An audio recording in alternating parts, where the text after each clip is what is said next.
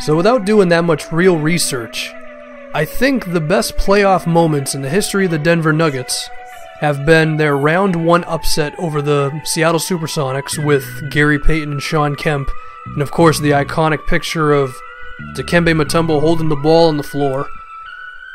And then their mid-2000s or late 2000s conference finals appearance against the Lakers, where Carmelo Anthony and Chauncey Billups and J.R. Smith had him thinking, could we actually make the finals?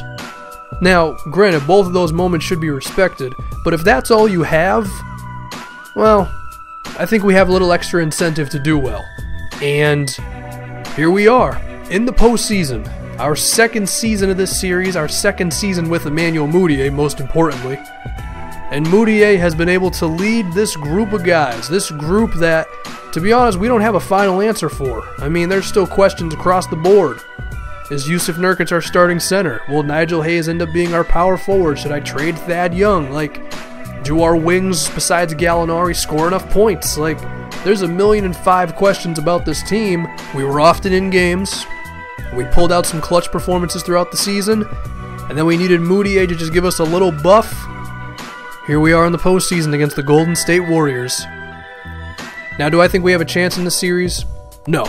We're going to lose. But we're still going to try our asses off, and we can talk about some matchups. Let's start with Steph first and foremost. Is there any way to defend him, really? Well, not really. We're going to have to ask Mudiay to play some solid one-on-one defense, because who am I going to leave open? I mean, Klay Thompson's injured, but RJ Hunter's still here. I'm going to leave open Harrison Barnes or Iguodala or Draymond? I'm not doing any of that, so it's going to be tough, but at the same time, you kind of have to defend Steph too, so that's going to be tough. The other one is Draymond. I actually think we might be okay against Draymond Green, because Thad Young is, of course, a solid defensive player who can move around the floor about as well as Draymond can, and Nigel Hayes, I mean, I have a Draymond Green vision for him, so I imagine he could keep up with Draymond as well. It's game 1 against the Golden State Warriors. And I just set up that whole thing, and now we have a 5-point lead to start the game.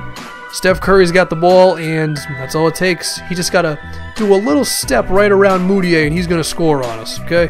That pick and roll didn't go very well, so I got to try it again here. Ooh, maybe Steph Curry can't defend Mudiay either. Okay, our star player going to the rim, getting them in foul trouble, and hitting the free throw, which, as we know, can sometimes be an issue for Mudiay. So we got a bit of a lead early on here. I like this. I didn't exactly see this coming, but I'm okay with it. And Steph Curry once again. You know, the Warriors aren't god tier in the game, but they're still pretty damn good. So we kind of have like a Steph Curry-Mudiay duel at the moment. Had to run the Marcus Smart set for him there. They're calling timeout, okay? They thought this was going to be some easy run. Well, granted, I did too. And Iguodala misses that 3. Hold on here. Are we a bit closer to these guys than we thought we were?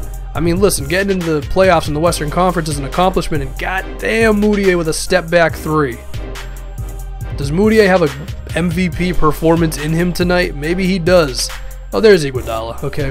The 3-pointers are going to be in abundance for the Golden State Warriors, as we know, okay. When you think of the Warriors, it doesn't take you too long to think about 3-pointers, but if they're going to put that much defense on Mudiay, Nurkic, the mid-range, okay, it's a damn good shot. I don't exactly know who this guy is, but he looks to be about 7 feet tall playing the point guard position. I'm going to have to defend him. Harrison Barnes, Justin Anderson gave him a bit of space, and now it's this dude who hits a 3 on me. The Warriors are so good from outside. They got dudes you never heard of hitting 4-point shots. It's crazy. You don't know where it comes from. Second you put that jersey on, you learn how to shoot. But apparently they wasn't playing defense. Mudiay, he's putting the points up early, okay? I tried to find more plays that'll get Mudiay some cuts to the basket.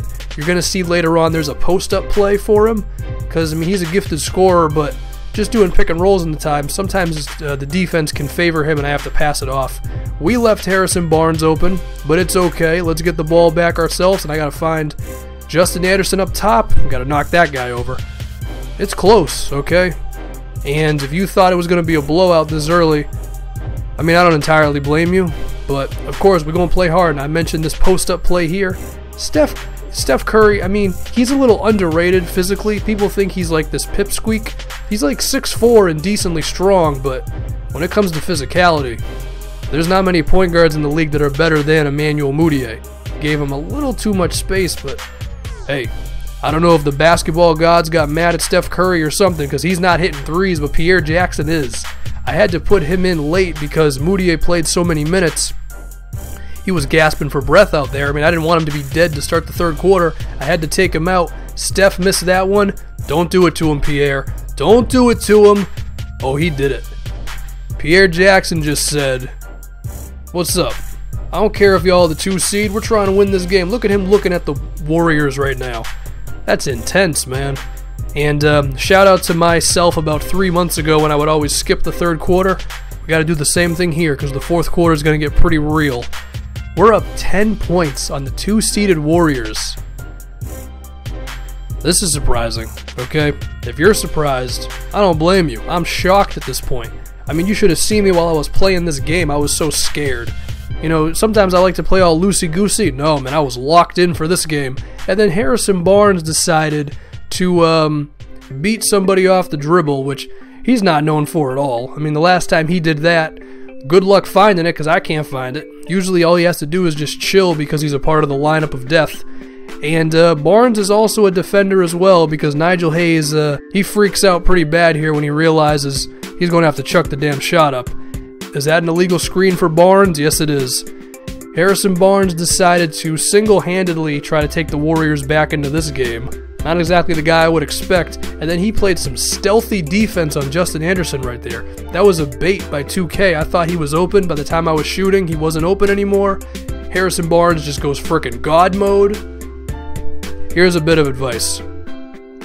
Never play on Hall of Fame if you want to have fun. Okay, the game was too easy, so I had to bump the difficulty up, and then I realized, oh crap, this is really damn difficult now. Gallinari back in the game. Still, I have to admit, his scoring in the starting lineup has not been beautiful. He might have to go to the bench.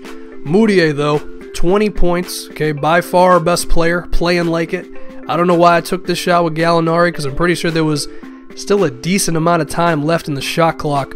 But we have a lead, okay? We got a 6-point lead. Well, friggin' Michael Jordan, a.k.a. Harrison Barnes, just decided to have the game of his life against us.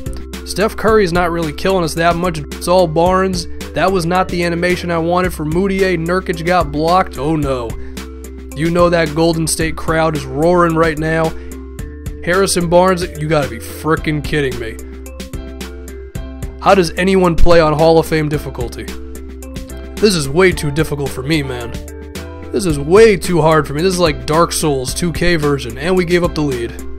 Boy, oh boy, I was not ready for the Warriors' just onslaught. We were up 10 points to start the third quarter, but Draymond with the miss. You saw the little cross symbol. He's hurting somewhere. I don't know where it is. And even with all this, you got to give it to your star player, and you got to let him go to work. Well, this is awkward because then I gave it to Nigel Hayes because he had Steph Curry on him. A turnaround jumper? I don't know, man. I would have preferred to have had a hook shot or something right there. Let's stop Steph, please, or we can just kind of let him get to the free throw line, and that's about as easy as of a shot as ever for Steph Curry. But we can defend him right here, right? Step back. Have these guys missed a single shot the whole fourth quarter? I hope I don't got to play on Hall of Fame again, man. But Mudiay, this time we give it to our star player. He's helping us out. He's doing well. But even then, all it took was a little Steph Curry flying floater thing. And you could say that the fourth quarter for us was a bit of a meltdown. Mainly because of Harrison Barnes and his, I don't know, he channeled his inner Wilt Chamberlain on us. So we lose game one after having a 10-point lead in the fourth quarter. My goodness. I think there are some things we could change for game two.